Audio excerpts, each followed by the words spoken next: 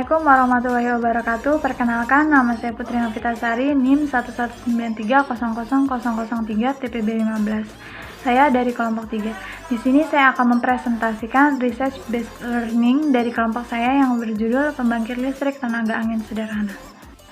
Tujuan dibuatnya laporan ini adalah agar mengetahui cara kerja sistem pembangkit listrik tenaga angin serta agar mengetahui besaran energi listrik yang dihasilkan oleh sistem pembangkit listrik tenaga angin yang dihasilkan dengan memanfaatkan kecepatan angin. Tenaga angin merupakan salah satu sumber energi terbarukan yang melimpah yang ada di bumi. Listrik murah dapat diperoleh tanpa terbatas dari energi angin. Diharapkan mahasiswa nantinya dapat menciptakan pembangkit listrik tenaga angin yang efisien sehingga bisa dimanfaatkan untuk kehidupan masyarakat agar dapat menggantikan listrik nasional. Pada RBF, pembangkit listrik tenaga angin ini memiliki tujuan. Yang pertama, kita dapat mengetahui apa saja komponen-komponen dari pembangkit listrik tenaga angin. Yang kedua, kita dapat mengetahui apa saja kelebihan dan kekurangan dari alat pembangkit listrik tenaga angin. Lalu yang ketiga, kita juga dapat mengetahui bagaimana pengaruh jumlah sudut kumparan generator terhadap listrik yang dihasilkan. Kemudian biasanya alat yang dibuat untuk memberikan energi listrik yang akan dikembangkan lebih lanjut agar dapat digunakan atau beroperasi secara maksimal. Selanjutnya adalah teori dasar. Prinsip cara kerja dari turbin angin adalah mengubah energi gerak dari angin untuk menjadi energi putar pada kincir yang akan digunakan untuk menggerakkan generator sehingga arus listrik dapat dihasilkan. Komponen penghasil listrik pada turbin angin adalah generator. Prinsip kerja dari generator adalah menggunakan kaidah hukum Faraday, yaitu apabila sebuah penghantar digerakkan dalam suatu medan magnet, maka ujung-ujungnya akan menghasilkan GGL induksi. Jika di ujung-ujung tersebut diberi beban, maka akan timbul arus listrik dan daya listrik. Selanjutnya adalah prinsip dari energi angin, yaitu mengubah energi gerak yang dimiliki oleh angin menjadi energi kinetik poros, yang dapat dirumuskan sebagai E sama dengan setengah mv kuadrat, dengan E adalah energi kinetik, M adalah massa, dan V adalah kecepatan. Energi kinetik pada angin ditangkap oleh turbin untuk memutar rotor.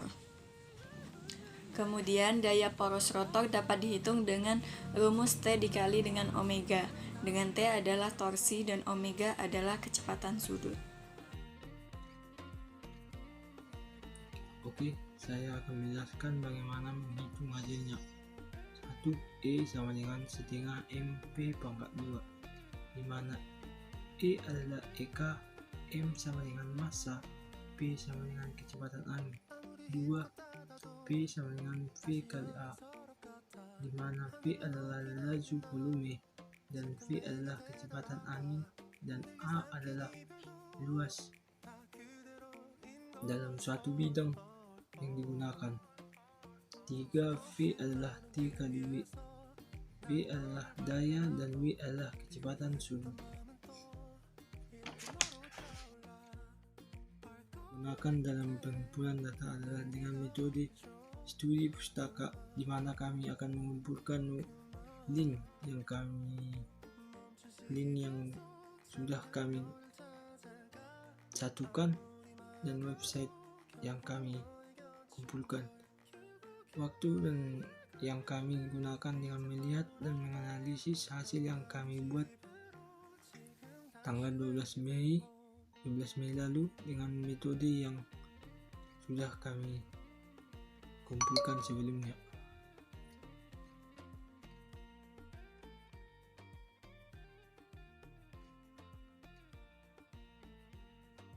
Perkenalkan, nama saya Raidi Van Fadila, NIM 119190048.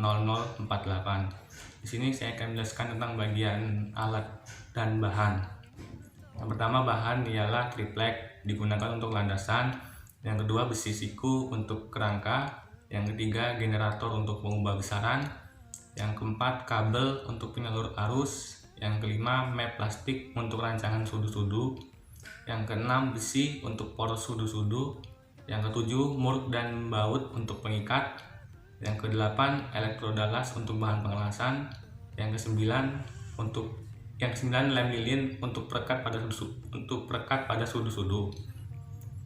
Untuk peralatannya, yang pertama gergaji besi untuk memotong besi, yang kedua gergaji kayu untuk memotong triplek, yang ketiga mesin las listrik untuk pengelasan, yang keempat mesin bor untuk melubangi triplek dan besi siku, yang kelima mistar atau meteran digunakan untuk pengukuran dimensi, yang keenam kipas angin untuk menghembuskan udara, yang ketujuh gunting untuk memotong map plastik, dan yang kedelapan pisau cutter untuk memotong map plastik juga.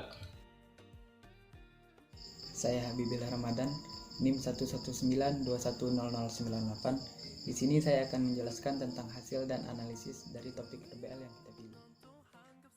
Baiklah, di sini saya akan menjelaskan bagian hasil dan analisis dari topik yang kita ambil. Topiknya sendiri yaitu alat pembangkit listrik tenaga angin sederhana. Hasilnya, di mana kecepatan angin sangat berpengaruh terhadap tegangan listrik yang dihasilkan. Jika semakin tinggi kecepatan angin yang datang, maka tegangan yang dihasilkan juga akan semakin tinggi.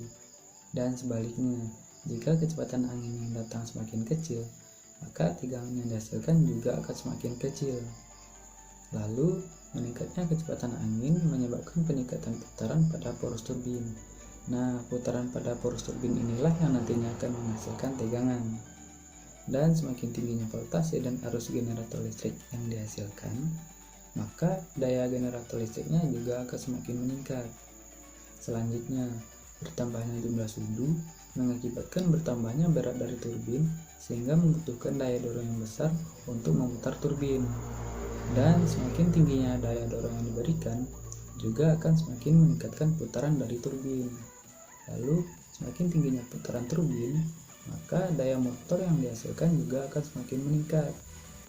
Nah, sekian penjelasan dari saya. Selanjutnya akan saya serahkan kepada teman saya. Assalamualaikum warahmatullahi wabarakatuh. Perkenalkan, nama saya Dimas Ferdiansa dengan NIM 119410056.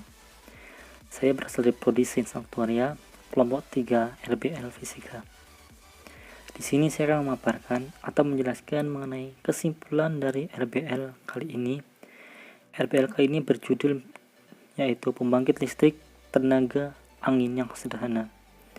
Kesimpulan yang dapat kita ambil yang pertama, kita bisa mengambil dari rumus RBL tersebut, di mana energi kinetik dipengaruhi oleh massa udara jika kecepatan angin konstan, atau energi kinetik dipengaruhi oleh kecepatan angin jika massa udara konstan. Maksudnya apa? Jika massa ditambah atau diperbesar, maka energi kinetik juga akan semakin besar. Namun itu kecepatan harus konstan. Begitu juga sebaliknya, jika massa diperkecil ketika kecepatannya konstan, maka energi juga akan semakin kecil. Namun jika salah satu diperbesar, satu diperkecil, maka kita tidak bisa menyimpulkan dari kesimpulan hal tersebut. Yang kedua, laju volume dipengaruhi oleh kecepatan angin dan luas area, di mana jika kecepatan angin diperbesar dan luas area konstan, maka laju volume akan diperbesar juga. Kemudian, di mana jika laju volume diperkecil, maka mau tidak mau kecepatannya itu pasti kecil atau luas areanya yang kecil dan salah satu konstan. Yang ketiga, daya poros, di mana daya poros dipengaruhi oleh torsi poros dan kecepatan sudut. Jika torsi poros diperbesar dan kecepatan sudut konstan, maka daya poros akan semakin besar. Begitu pun sebaliknya. Jadi, dari rumus tersebut kita bisa menyimpulkan bahwa adanya sebab akibat yang akan berdampak dari suatu hal tersebut. Kemudian, yang dapat kita simpulkan selanjutnya adalah kecepatan angin memengaruhi energi yang dihasilkan oleh turbin. Makin besar kecepatan angin yang diberikan, maka besar voltasenya juga akan semakin besar yang dihasilkan. Kemudian juga kita bisa menyimpulkan dari jumlah lilitan pada generator mempengaruhi voltase yang dihasilkan, di mana jika lilitannya diperbesar atau diameternya menjadi besar, maka voltasenya akan semakin besar juga. Baiklah, untuk yang selanjutnya tentang mengenai saran. Saran dari kami tentang pembangkit listrik tenaga angin sederhana tersebut. Yang pertama adalah alat yang telah kami buat masih perlu dikembangkan lagi karena masih banyak kekurangan di dalamnya.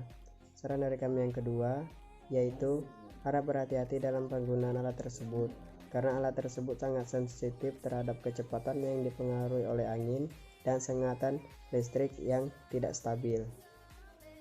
Mungkin itu saja kami ucapkan terima kasih.